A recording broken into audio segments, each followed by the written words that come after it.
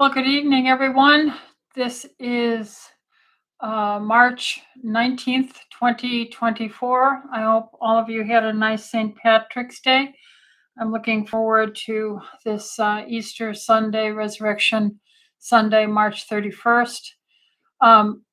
We are here at Tustin Longevity Center. I am Dr. Ellithorpe with Ask the Doctor Anything Live.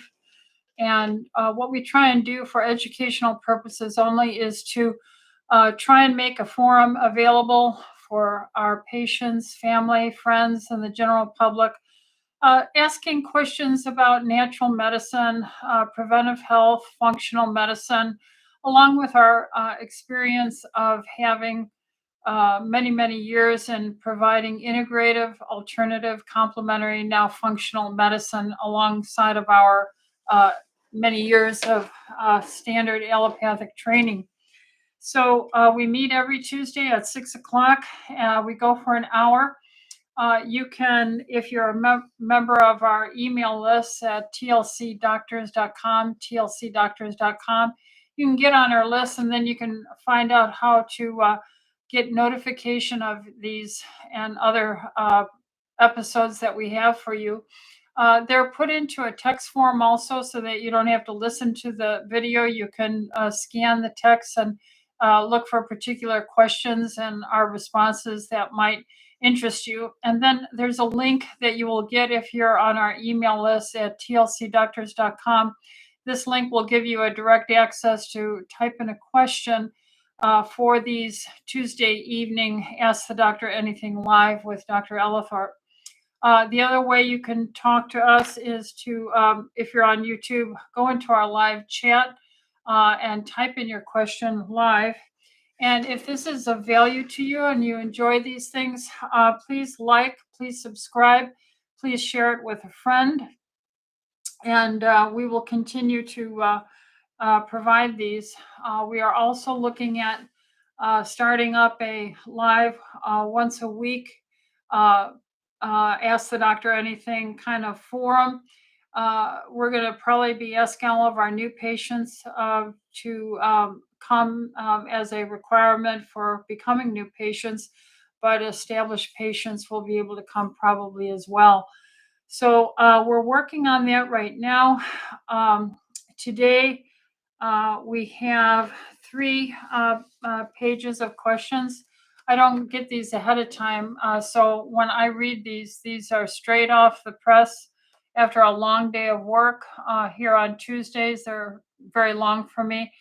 And I, of course, afterwards, I'm always in my workout clothes because I will be leaving after this to do my weightlifting for an hour. So here we are, starting with our first question.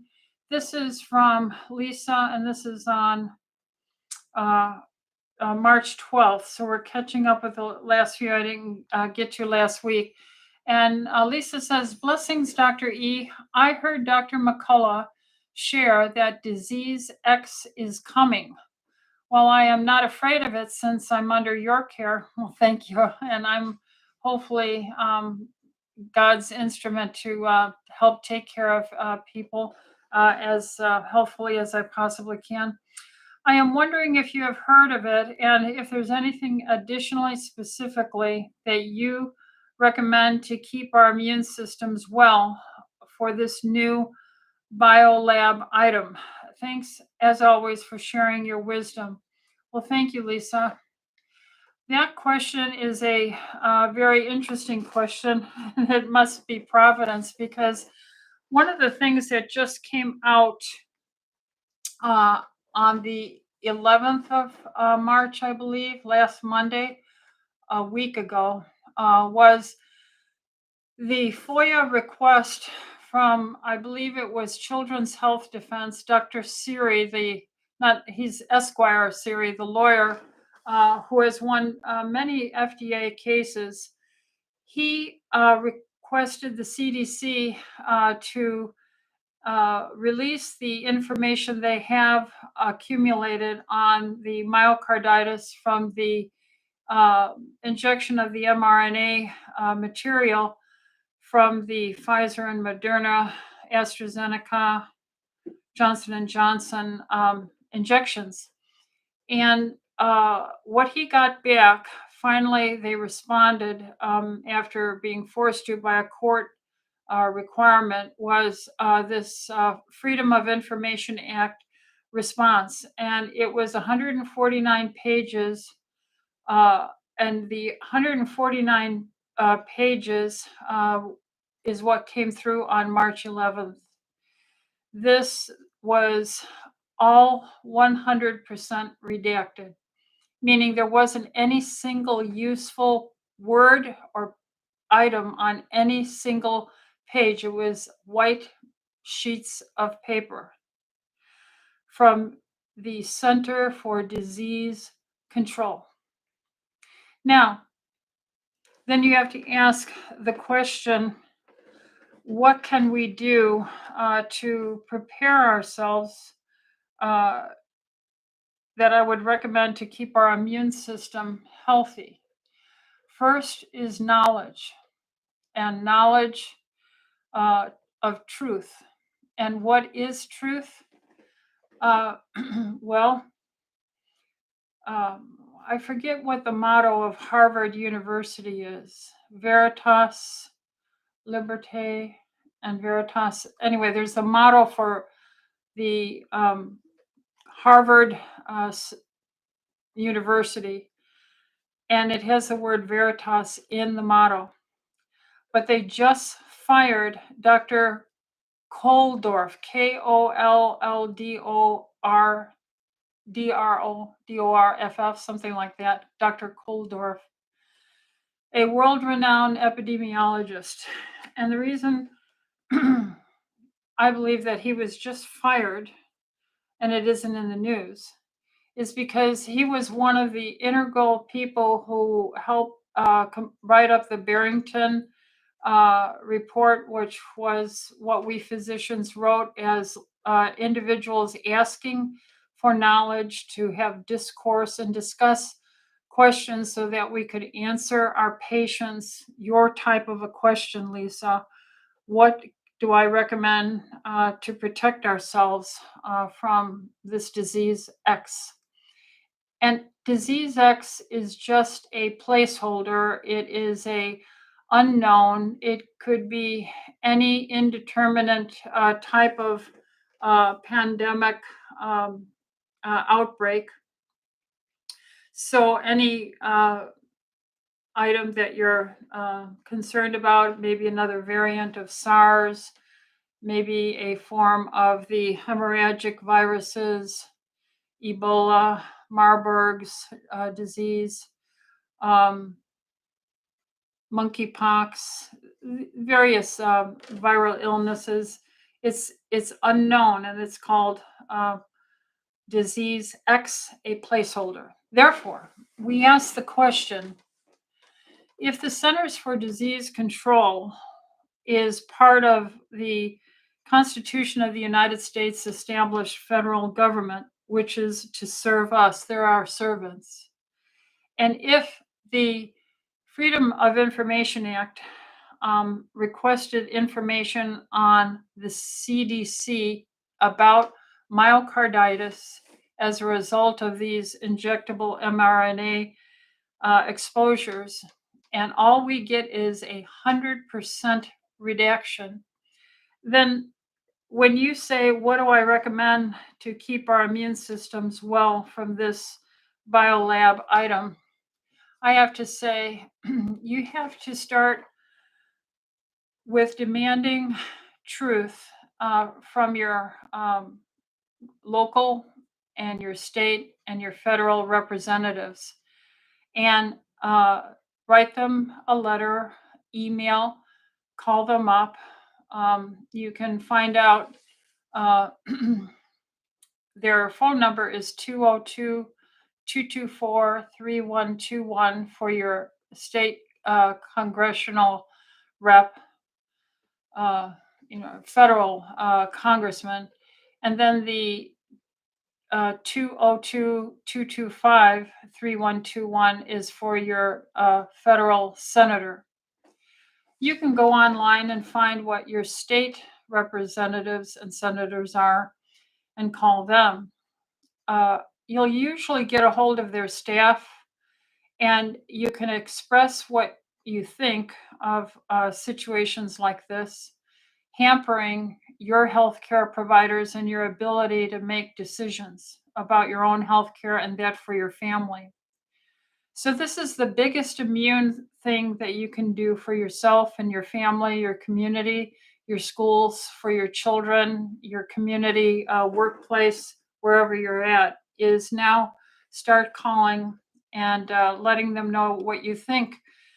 If you approve of this kind of behavior from your representative government, then endorse it and let them know. But if you're not in favor of it, then you need to let them know your thoughts and opinions on that. I certainly have. I have been for the past nearly 4 years, since March of 2020, when I made January of 2020, when I started talking about the alleged COVID outbreak. I was pointing to this very same problem of getting information. And so, fortunately, I had been given knowledge by my father and wonderful doctors who lived and trained me, were brought up in medicine in the early 1900s. And so, my mentors practiced medicine without this degree of control. And I had learned about nutrition and uh, Oriental Eastern medicine long before there was any such thing called complementary or alternative medicine. Fortunately, we now know that vitamin D is very essential to have at levels well above 60 international units per deciliter. I like to keep everyone 80 to 120 and do chemistries to check their liver enzymes once or twice a year. I like everyone and have always told everyone that the sugar stops your immune system and to be low carb. I have always told everyone to drink enough water, get away from these artificial marketing systems to drink this or eat that. I've been asking people to stop taking pictures of their food items and putting it up on pictures to trigger people to want to go eat and consume these foods that are high in carb. I've always recommended exercise to stimulate the immune system, a good sleep, not eating late. All these things will help your immune system. I've always been telling people to take a good multivitamin mineral, such as the selenium that's in the TLC multimineral or TLC Energy Core or MitoCore. These are our multimineral supplements for the most part that are rich in zinc. Zinc is very important in antiviral, anti replication of the proteins produced from the virus transcriptions. So, zinc, vitamin D, low carb, not eating late, exercise, a good night's sleep. I've been for decades telling people we don't have any vitamin C that we make. We're like the guinea pigs. We don't make any vitamin C. All other animals do. And they get sick far less than we do. Although dog food is becoming corrupted as well, and we're seeing lots of earlier animal and pet health problems. But in general, animals in the wild don't need to go and see a doctor. That's because they can take high dose vitamin C anytime they get stressed. So I've talked about high dose vitamin C infusions.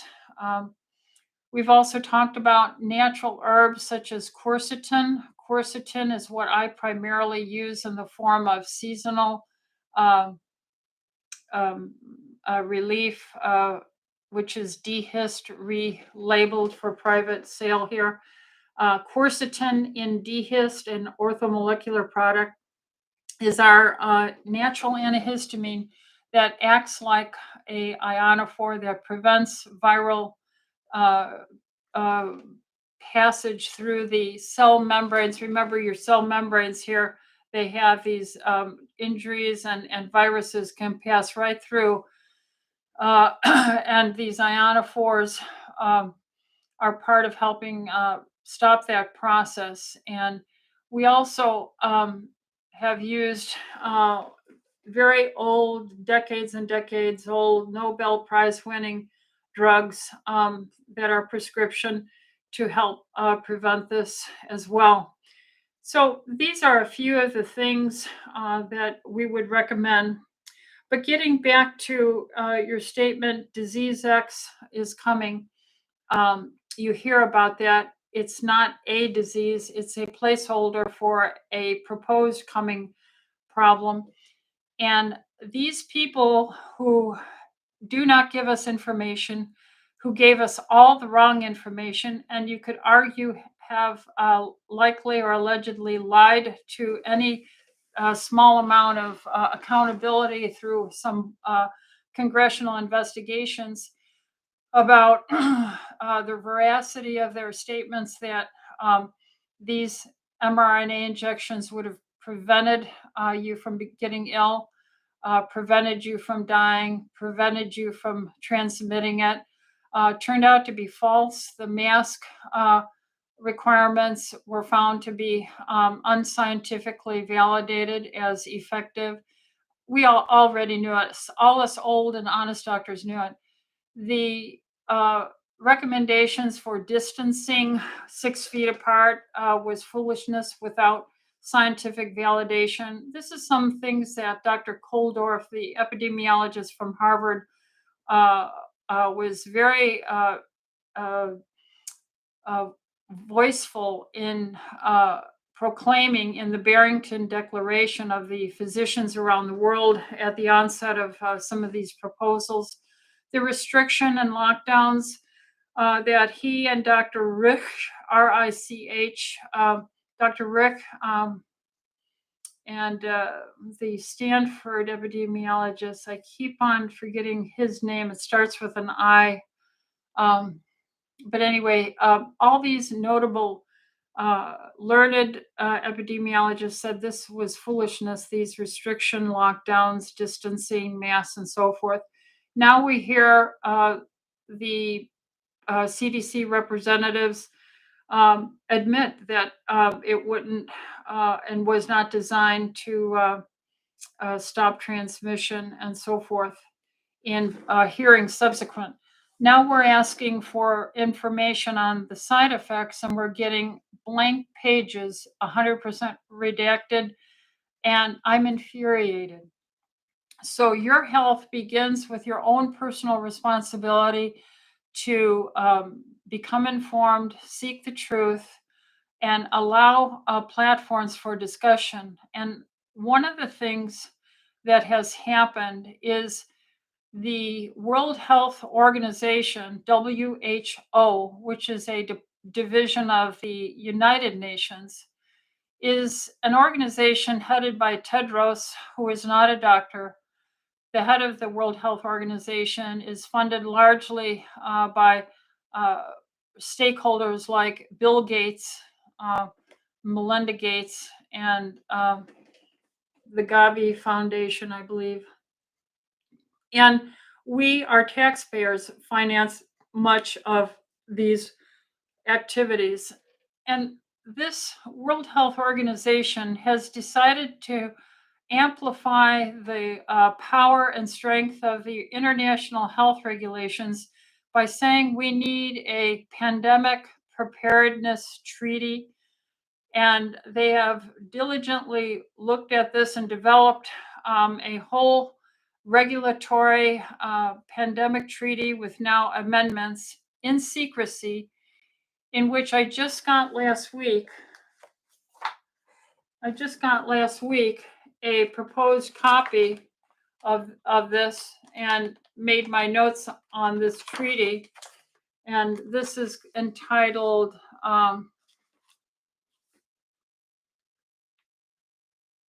what is this entitled? It's entitled Proposed Amendments to the International Health Regulations. This is regarding the Pandemic Preparedness Treaty. And to boil it down, there's 10 points that are very concerning. I'll just pick out a few of them. and that is control of public discourse and demanding that all member nations have to sign this treaty, which would allow Tedros, the head of the World Health Organization, to, if he declares a health emergency or pandemic concern, it's not required, or there are no standards to have to be met for him to make this statement. Now, that's quite absent in all this thick paperwork. So he could willy-nilly, or could he possibly be bribed? I don't know, to make that statement, which would then enact all the member nations to have to obey, to institute regulations on travel, um, regulations on what medicines, if any, would be required, what communications would be allowed for social media discourse, with a potential regulatory punitive actions to member nations, healthcare personnel. That would be someone like myself that wouldn't be able to function anymore under their requirements.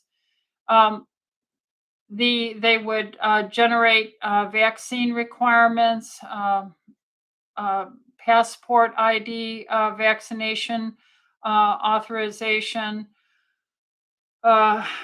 disclosure of your personal data, privacy would be lost. You'd be censored. Member nations would basically be giving up their sovereignty under you could call it or describe it as a medical coup, where you lose your sovereignty. So this would be something that you should look up: World Health Organization Pandemic Treaty. And they are allegedly voting on this in May.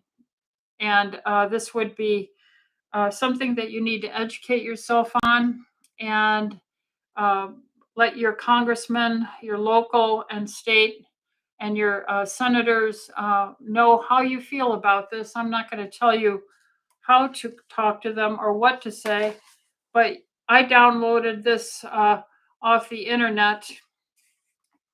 There's highlights on most of the documents that you can download, so you can look into this. Now, I want you to understand that this question that Lisa brought up, again, this must be Providence. What do I recommend to keep our immune system up? Well, when our Food and Drug Administration and the Centers for Disease Control come up with a product that is put into the market, that product is supposed to have within 3 months or 90 days a report available to the public on its impact, side effects, so we can have reporting on it for this poison control, all kinds of things like this. And it's required in 90 days. But when in December 10th of 2020, when the authorization for injecting the mRNA products were released, December 10th, 2020, within 90 days, there were about 1,223 deaths. I have never seen anything like that in my 43 years of practicing medicine. So when I want to get information on this, I found blockage and censorship. Mr. Siri, the lawyer for the Children's Health Defense, demanded release of these records that are required when a product's released, and the FDA protected the private corporations that produce these new products, mRNA injections, and said, no, you cannot have it. So Mr. Siri went to court, and fortunately, the judge ruled in favor that they must release the documents regarding the mRNA injections. This book that I have in my hand right now is, as you can see, Pfizer documents, analysis, and reports. There's a new document out. This is from 2022 data. But when they were required to release it from Pfizer, they released it in 55,000, I think, documents were released.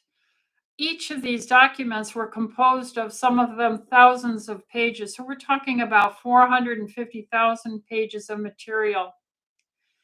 And of that material, many people in social media networks, healthcare networks, got together who had time. I'm one of them who got involved in trying to look this data up and give our learned reports and ideas about what we're reading in this trove that's being dripped out by court order from the efforts of Children's Health Defense, Mr. Siri.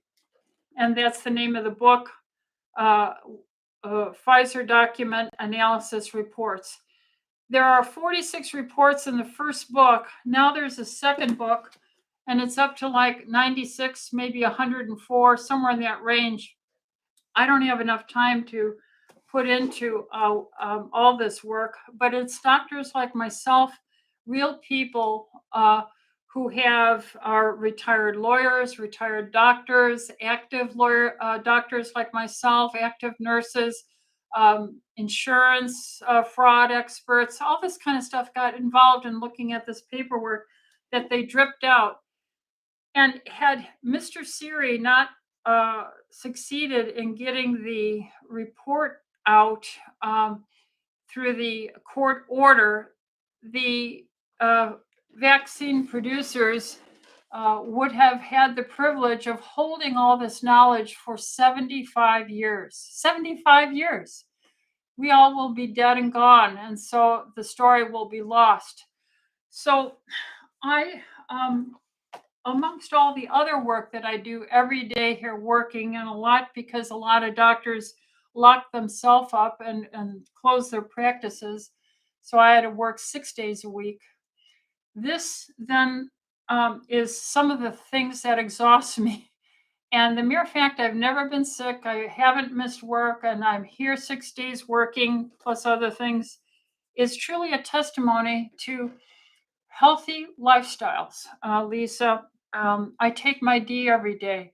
And I forgot to mention my Juice Plus. That is an antioxidant, par none, vegetable, fruit, and berry concentrate that I have been using for about 23 years in my practice, at least, maybe 24 or 5.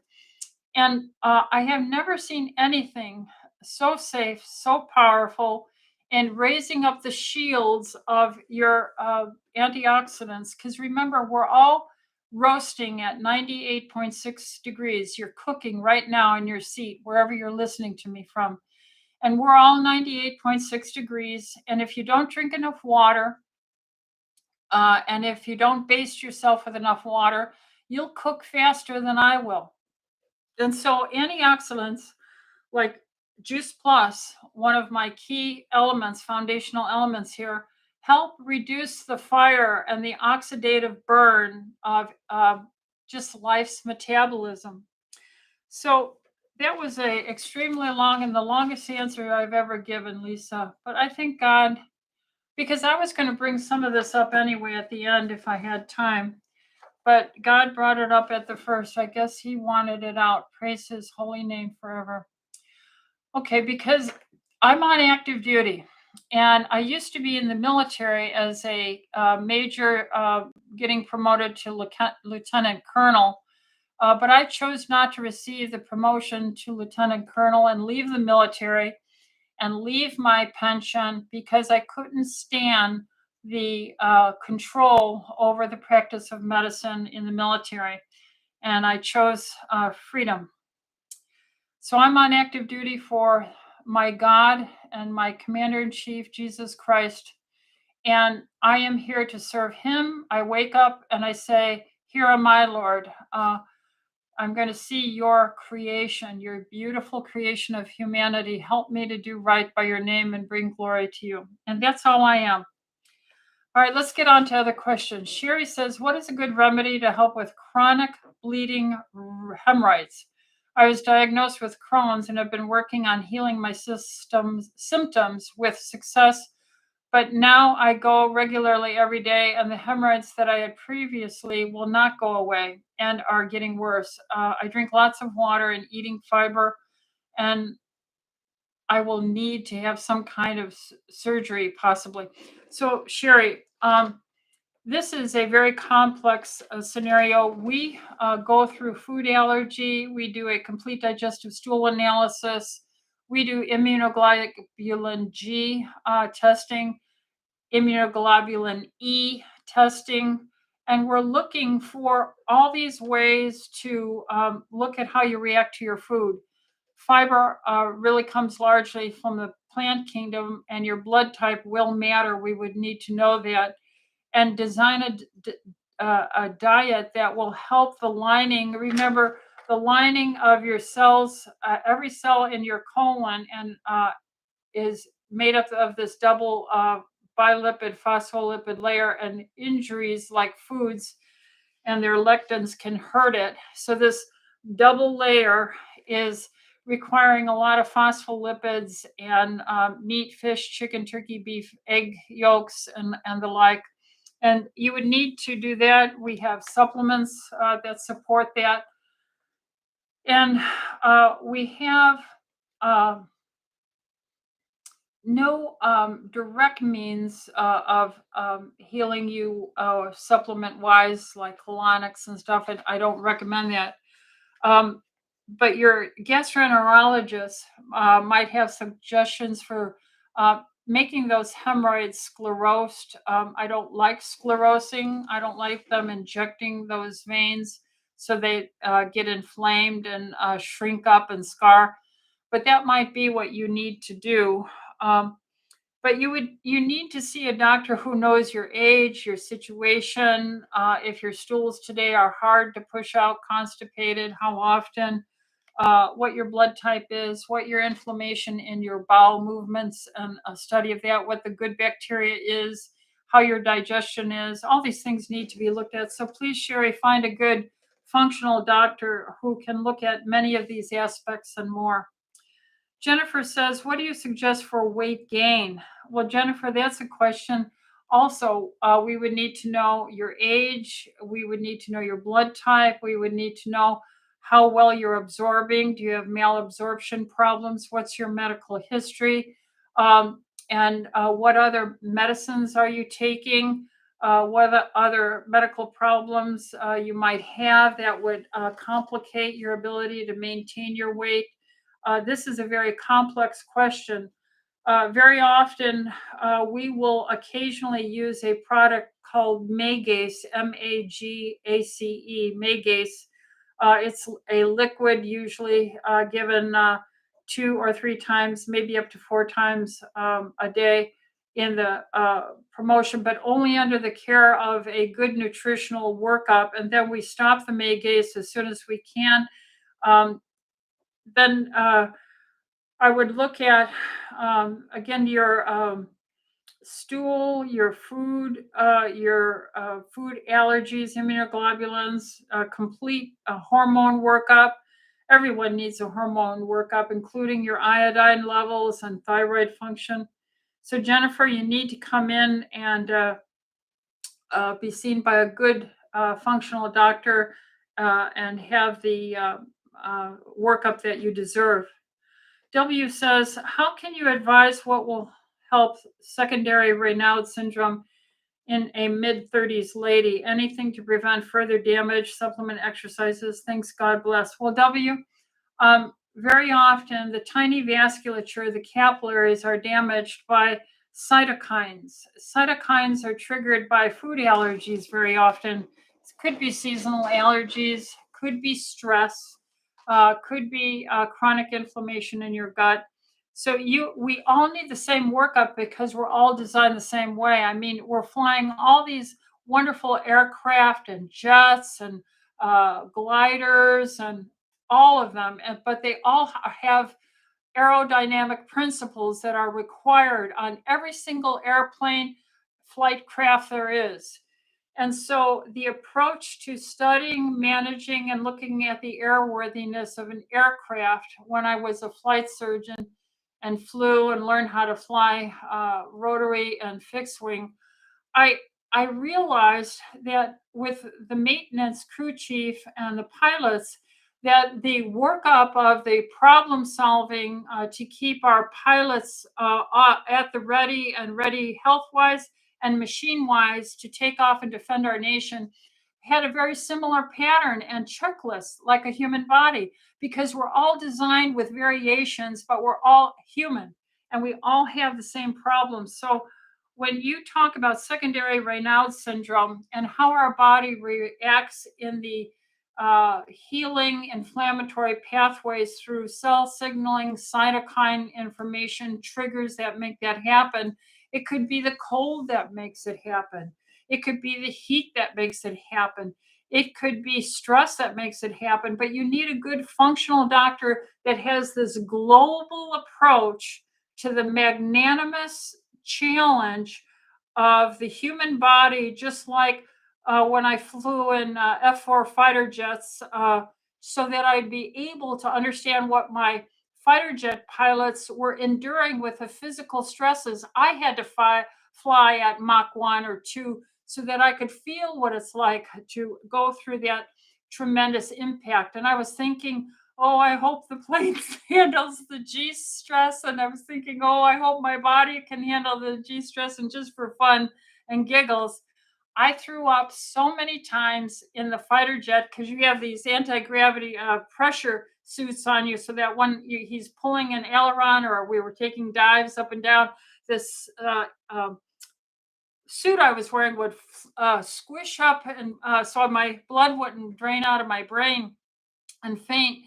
But being a mother and having had two children, I had a hiatal hernia, and I would always have this food be squished up, chucked, and I would have to take my mask off and lift my lid up, and I would have to grab the vomit bag, vomit, seal it up, then put my air mask on, my shield, while we were doing these flights. So a global view of all this, Jennifer, and your capillaries is certainly going to require understanding the construction of the membrane of the capillary to the whole construction of your human body and all the weather conditions. I'm thinking both as a pilot and as a general doctor, that will trigger those little capillaries, and they are helped with EDTA chelation therapy. Hands down, I've seen it over and over again throughout my whole practice. That's the direction you need to work with a functional doctor who understands EDTA chelation therapy and a gut workup and so forth, and natural hormones as well. Leslie says, recently watched a YouTube doctor recommend N-acetyl N-acetyl Carnosine eye drops for eye health. Have you heard of this? And do you recommend any kind of eye drops for eye health? His claims for these drops were very impressive. Okay, let's break it up. N-acetylcysteine and carnosine are two different biochemical molecules. The carnosine is I think a dipeptide from your mammalian tissues, and the N-acetylcysteine is a powerful antioxidant. And the two together, if they're applied topically to the eye, would probably work to have some antioxidant and repair abilities to the phospholipid bilipid membrane of your cornea as it penetrates in. However, if you drink enough water, because you're roasting 98.6 degrees every day, if you know to not clog up those capillaries with sugar, starch, and sticky fructose, and if you know to exercise to keep the hydraulic pumps pumping through, and if you know to take something like Juice Plus, which is an antioxidant par excellence, far way and beyond one little N-acetylcysteine molecule.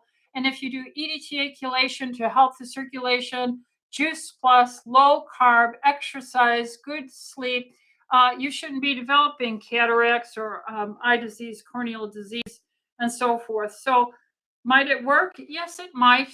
But you see,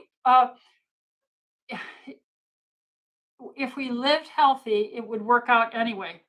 All right, next is Leslie. Gwen is the next one. Hi, what would you recommend for hemorrhagic ovarian cysts? I think it began after I started ARMRA thyroid.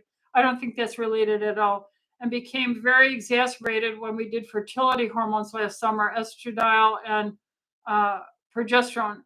Gwen, hemorrhagic cysts, ovarian cysts, are usually part of metabolic syndrome and insulin resistance, working in conjunction with natural hormone growth promoting natural agents and repair molecules of the human body. So fasting, an insulin level of 4 or less, a fasting blood sugar of 85 or less, a hemoglobin A1C of 5.2 or less percent, and a fasting blood sugar or triglycerides of around 50 or less, along with systemic enzymes, is how we treat hemorrhagic and ovarian cysts and all these conditions with natural progesterone therapy. But again, we have to put your picture, your age, your background, your biometrics, your nutritional state of being, all this together to help you. She goes on to ask, do you have any treatment recommendations for a person suffering from severe POTS, Postural Orthostatic Syndrome? My friend has been suffering for almost 3 years and can hardly get out of bed.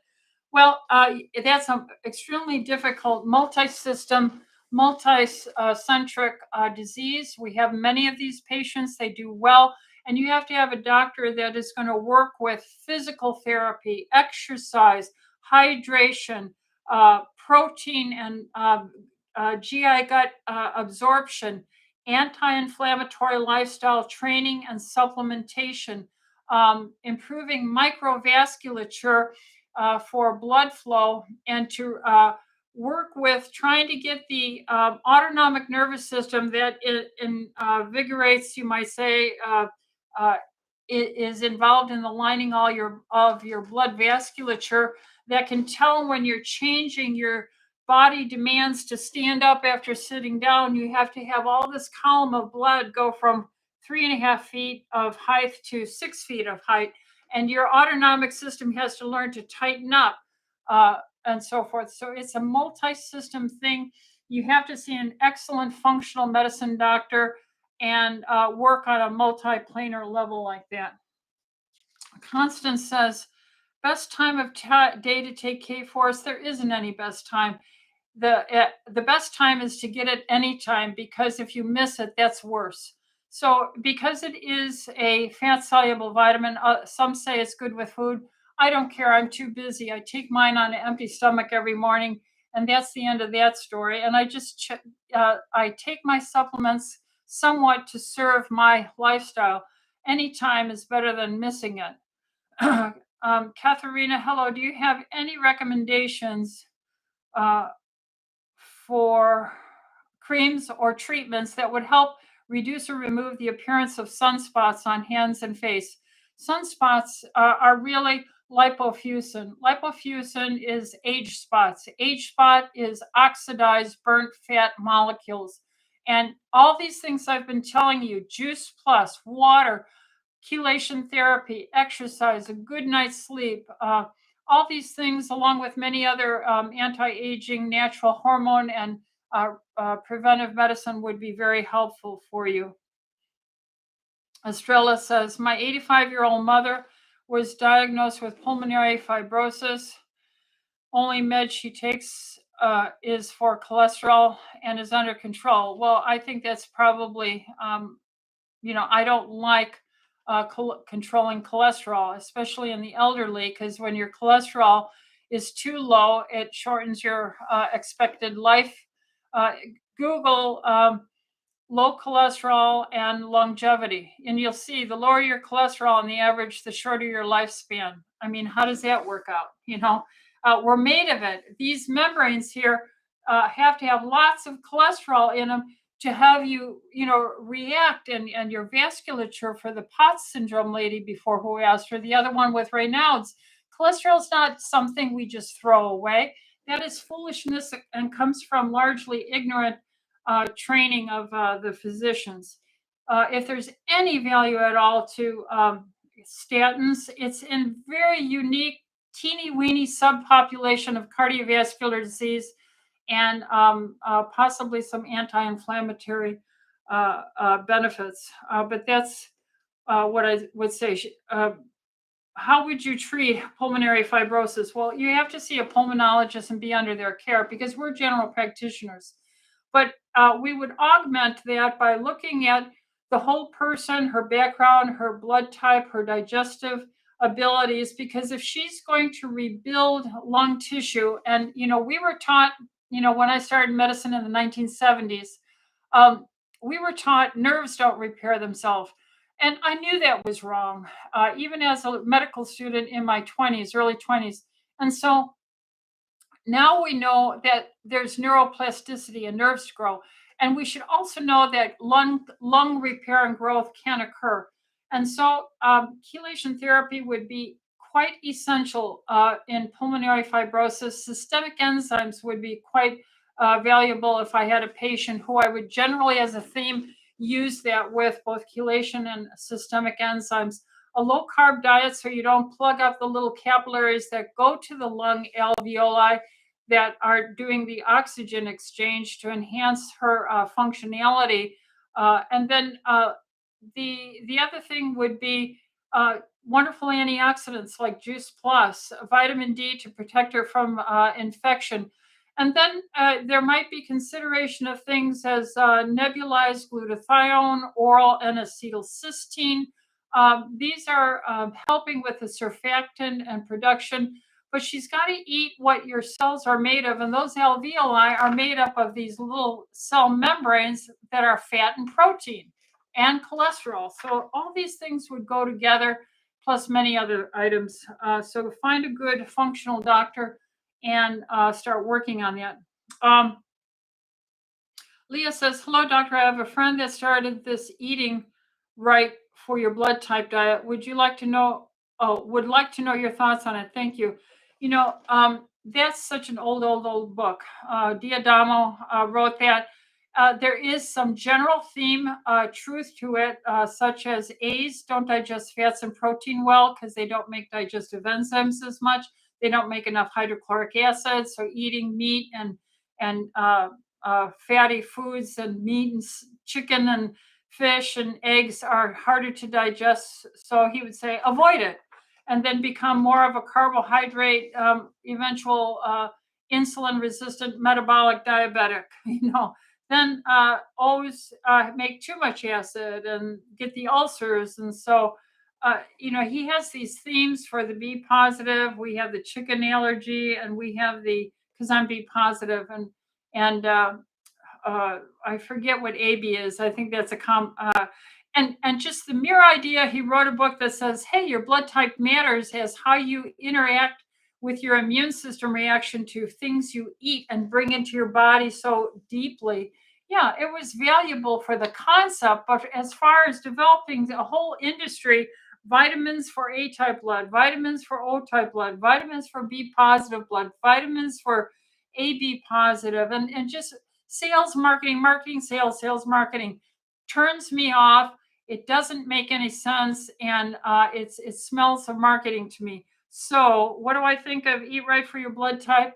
The concept that you have to eat right and blood type matters, that's as far as I endorse it. Find a good doctor that can help you with understanding your whole you. Remember, we're fearfully and wonderfully made. We're all similar. We have some uniqueness. Some are A's, some are O's, some are ABs, some are B's. Some have a lot of melatonin in their skin and appear dark. Some have very little in their skin and they get sunburned easily. But we're all the same race. We're exactly identical. We all have to follow the the flight pattern of aerodynamics and airworthiness to the crew chief and construction of any flying vehicle. And it's the same for a human body. You have to have the bolts and nuts in your wings fixed with the right replacement material and not this junk processed food. Laura says, what is your opinion of this article on intermittent fasting being linked to a 91% higher risk of cardiovascular health? That has to be ridiculous. Of course, I don't know the link.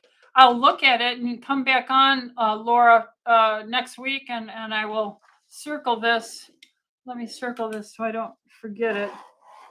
So see, I put a big red circle on it so you can see I am going to check that out. Right off the bat, it's foolishness. Now let's see. What have we obediently done in study after study since the 1960s? We've exercised more. We've eaten less butter and saturated fats. We've eaten much more fruits and vegetables and much more carbohydrate consumption. And heart disease has gone up. And you're telling me that by eating less and doing some fasting, we're going to harm something? It's illogical. The premise is illogical.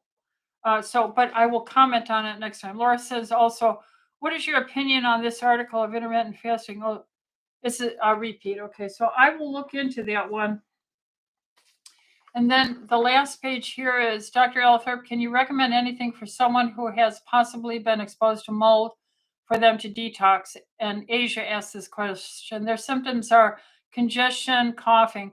Well, the Asia, mold is a biological entity. It's just like viruses, bacteria, allergens, these triggers, and it's all manageable. And in a healthy person, even an older healthy person like myself, you can have extreme relief and tolerance when you get exposed to allergen, molds, bacteria, because you have a good immune system that tags this stuff to be identified by your lymphocyte innate and immune system that will phagocytize and chew it up. What creates the problem is having chronic high blood sugars, which almost all Americans have today because they're eating too much instead of intermittent fasting. And their blood is so full of sugar and sludge, the white blood cells can't reach and move as fast as they could if they were in a period of a person who has cleaner blood, more water, regular exercise, and so forth. So the vitamin D levels, the systemic enzymes, checking their insulin, their fasting blood sugar, triglyceride, hemoglobin A1C, their stopping eating early, don't eat late at night, exercise, good night's sleep, taking the enzymes. These would be good base points. Have them see a good functional doctor. Don asks, will you share your insights on recent mentions of cancer being abated with anti-parasitic medicine protocols, fenbendazole? Why would COVID and cancer demonstrate curative benefits with antiparasitics? Well, these are medicines that inhibit some of the structure of the cell membrane. See this wall here? It has a structure. It's supposed to do certain things in its airworthiness, enduring the stresses of an air flight and G-forces, you might say. Now, in the human being, that membrane has to be communicating, it has to be responding, it has to be repaired when injured, it has to be fluid, and cholesterol is a key part of that fluidity. But another part of the whole structure of the cell are all the intracellular activities that go on for the nucleus, the Golgi apparatus, the ribosomes, the lysosome, the whole contents of the cell. And it's like a city within inside. And it's got little tiny tubules, little poles, construction material that help that to be a structure of a whole living network cell, living cell. Now, what fenbendazole, ivermectin, quercetin, not so much quercetin, but fenbendazole and ivermectin, and I think hydroxychloroquine as well. They have some interfering abilities with these microtubules, and especially fast-growing cells in cancer have to have these microtubules, and it's a disordered growth, rapid growth, and it stops it in that fashion. So I think that's one of the bases that why it works so well to help break up the cancer. It'll disarm its immune defense and disguise as it crumbles up. It can be discovered by the immune system and attacked. Art says, are you familiar with Kevin Hennings, abating cancer with a protocol of fenbendazole, Tagamet, cimetidine, AHCC, curcumin, annatto? Details on Facebook group, Beating Cancer Today. I am not familiar with Kevin Hennings, but I'm pretty much familiar with every component of the fenbendazole, Tagamet, cimetidine, AHCC, curcumin, annatto, all this data. So yes, I am familiar with it. And you see, when we are not censored, when we have public open forums, when we are discussing things as adults, assuming personal responsibility, when I say this is for education, this isn't personal management or treatment whatsoever, then we can all move forward. A rising tide lifts all boats, you know. And God help me also. I don't know everything. I am helped by you. Looking at this, looking at articles on intermittent fasting to try and clarify and look at, is there some data in that intermittent fasting of concern? I will look at it. I don't want to because I'm set in my ways. I'm old and opinionated, but I am a servant of God, and I will look when I feel the nudging saying, humble yourself and look at something. I might teach you something. So if we don't have this humility that we're teachable and have no censorship, then we have a good chance of coming to truth.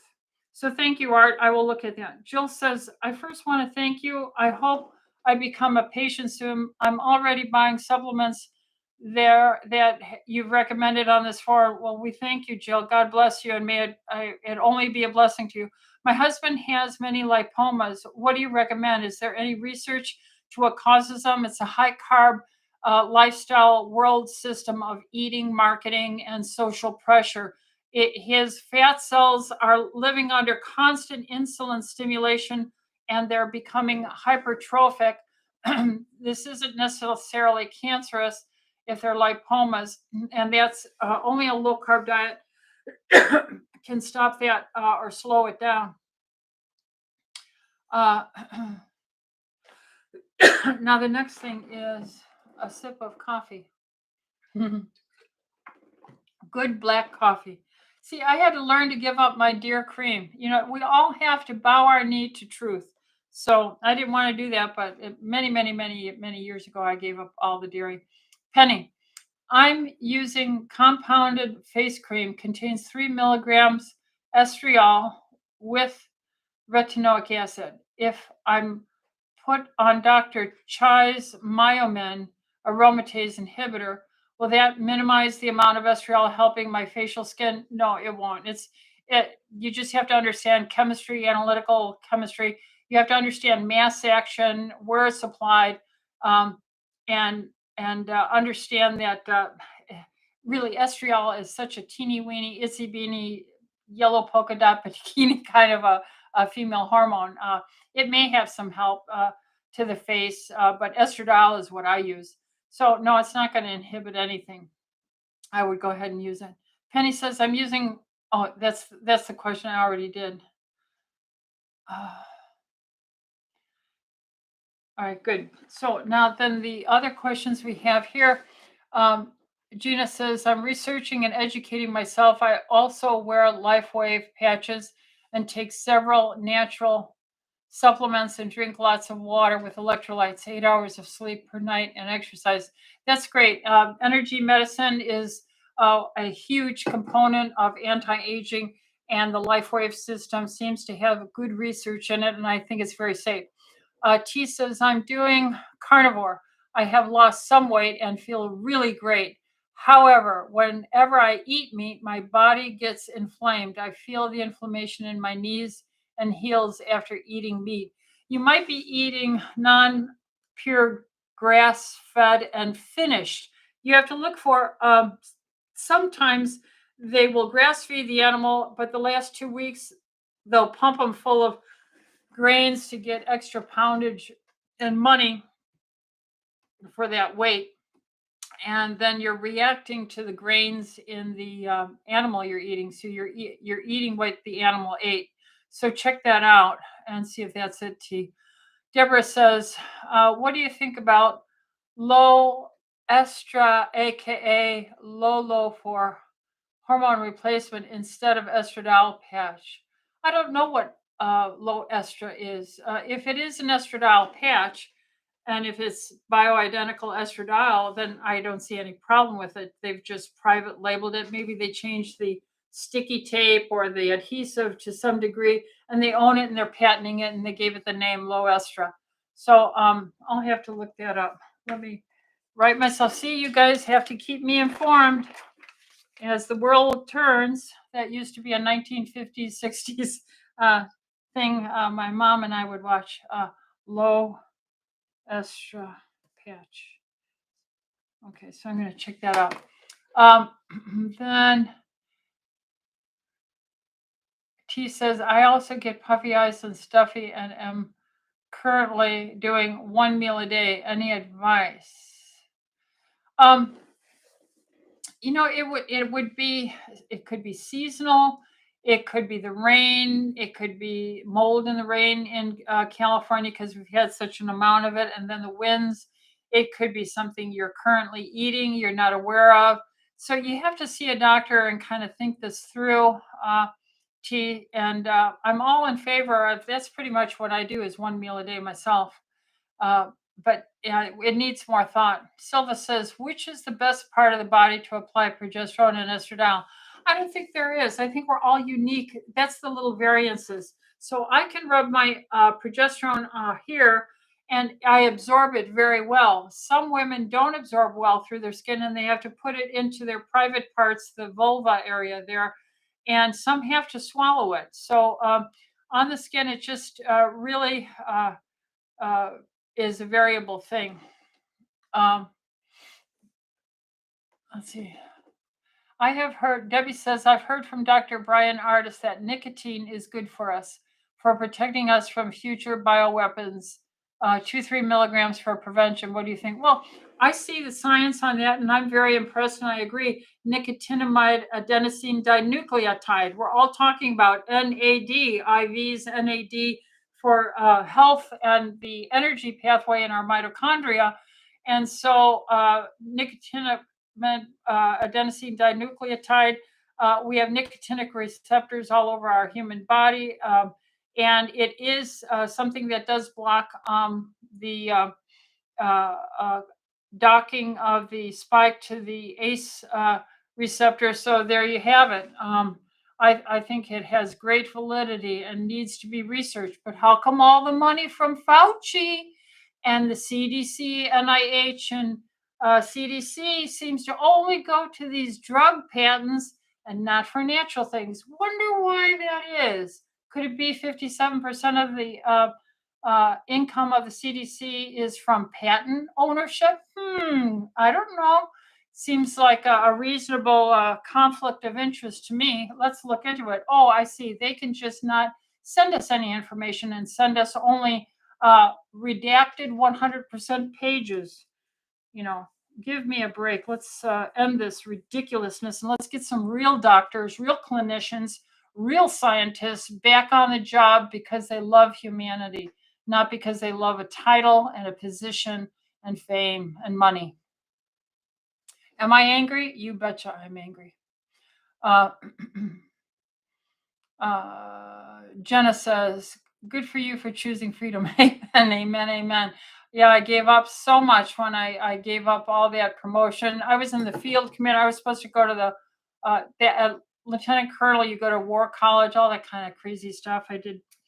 No, no, thank you. No, thank you. I'm on active duty for the commander in chief, my lord. Thank you. Beagle Mom says, hi, Jenna. Okay. Maria says, I saw a commercial today for ARMRA Colostrum. ARMRA, ARMRA Colostrum. Can you speak on this? No, I've never heard of it. What is it? And is it something to consider taking for immune health? Well, colostrum has a lot of immunoglobulins in it. And so that's why God gave it in mother's breast milk for babies. We have other ways to do this. So you can't take everything that's out there in research or every vitamin. How about let's fast and stimulate our immune system? How about we take something like healthy food, non-processed, or Juice Plus has a ton of peer-reviewed research on boosting the immune system. That'd be something easy. And then you could help a child get it free for 4 years. Let's see, Maria. So is a low dose Lipitor okay? No, if you don't need it, and if cholesterol that is low is associated with death, why would we do that? Um, I don't believe in any Lipitor. At all, unless you're having a tiny, tiny subfraction of cardiovascular disease, usually in male only who had a prior known heart attack. And then if you can't do the plant-based hormones and the synthetics are available, covered by insurance, is that better than doing nothing? Yes, I think hormones are designed to help us. They're our general contractors. Deborah says, is it a pill? I don't know what she's talking about there. What is a pill? Jenna says, exactly. Based on dirty money, they will answer for it one day. Yes, they will. All right. I've gone over 6 minutes. I have to get to my workout. And so I say, please like and subscribe. I'll see you next week. I'll look up that YouTube on intermittent fasting, and I'll look up the low estra, and we'll go from there. So the Lord bless and keep you all. 202-224-3121 and 202-225-3121. Let your voice be heard and make them represent what you think. God bless everyone. Good night.